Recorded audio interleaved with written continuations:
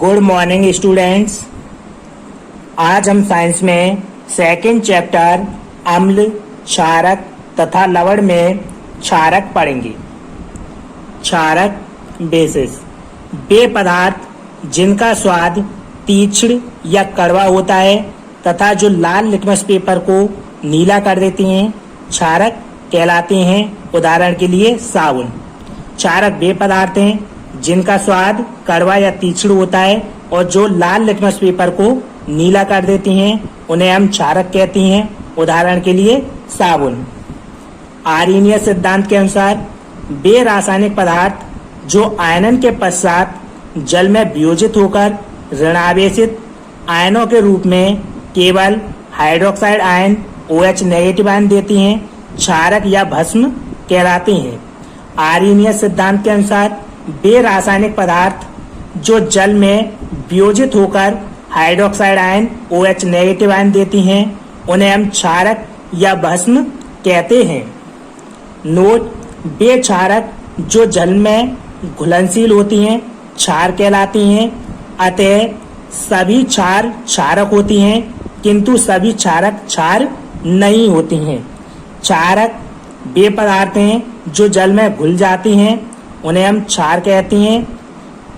अतः सभी क्षार क्षारक होती हैं, किंतु सभी क्षारक क्षार नहीं होंगे। क्षारकों के प्रकार।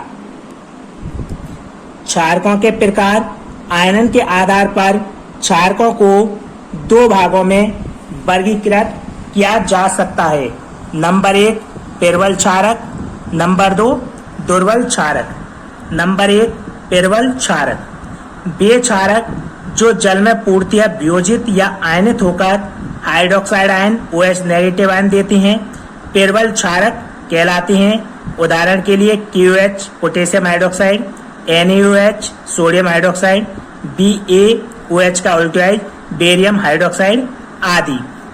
प्रबल क्षारक वे क्षारक हैं जो जल में पूर्णतः वियोजित या आयनित हो जाती हैं और हाइड्रोक्साइड OH नेगेटिव आयन देती हैं। उदाहरण के लिए potassium hydroxide, sodium hydroxide, barium hydroxide आदि।